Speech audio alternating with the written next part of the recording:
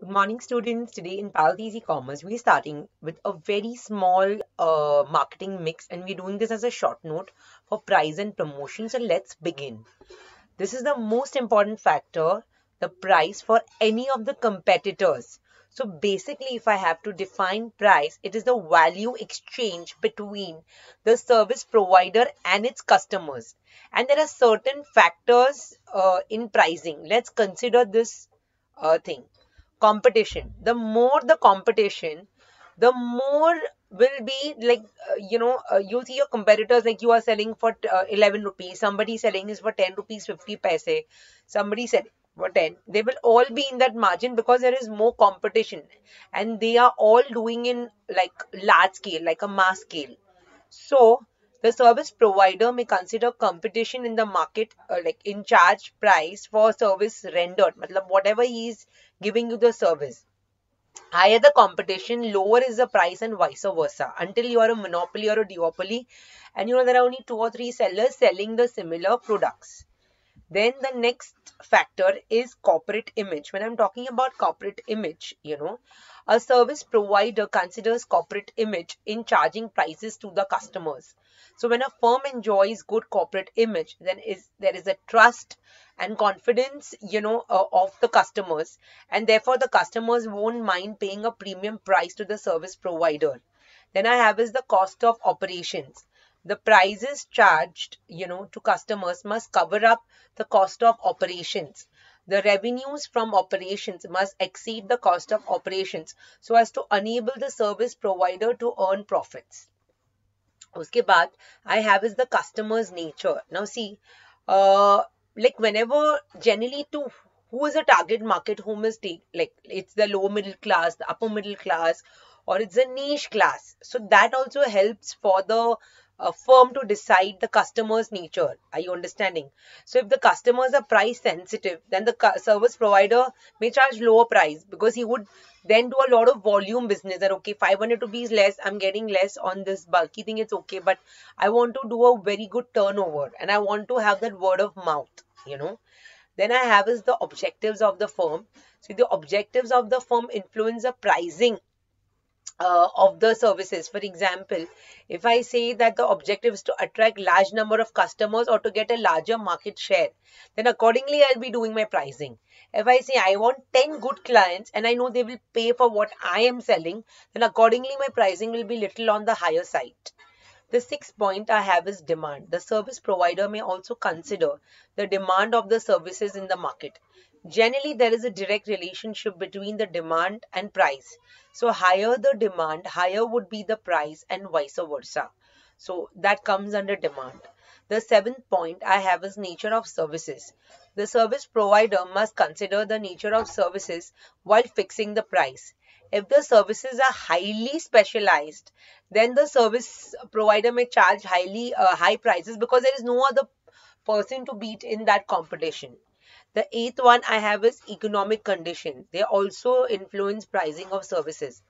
For instance, during a recession, the institutional customer are more demanding as they want to pay less for and better this thing. In such a situation, the service provider may charge lower price to retain the conditions of the services. So basically, depending upon the markets, depending upon what kind of product is he selling, the prices is going to get decided. Okay. Now, we move on to the next topic. So these are more of like those short notes and all. So promotion, and let's see what are the objectives of promotion. Like first I'm explaining you the meaning. So promotion refers to the communication mix that induces the customers to buy the services. Like there would be publicity, there would be word of mouth, your friends just told you and you really liked it. Advertising, sales promotion, special gifts, discounts, special offers, or salesmanship. So all of that comes under, promotion. In that I have is first thing is awareness. When I'm talking about awareness, the service provider must create awareness about the services, and especially when the target market is unaware of the service. That means, okay, I am there, this thing is there, it's the top of the mind. Okay, oh, this brand every second day they have another superb ad. Like I really like the Amul ads, you know, the way they do it. They will always touch a current aware topic. Then the second thing I have is attitudes. So promotion mix is required to build or to reinforce attitudes in the minds of target audience. So what I have is positive attitude towards a brand would generate repeat orders from satisfied customers, and additional orders may come up from new customers. So all of that is my attitude. Then I have is counter competitors claim. So competitive advertising is undertaken to counter the claims by the competitors. So through creative advertising, you know, you would always somehow make sure that your product is standing out, or you would probably highlight all the better features that your product is offering. Then the fourth point I have is corporate image.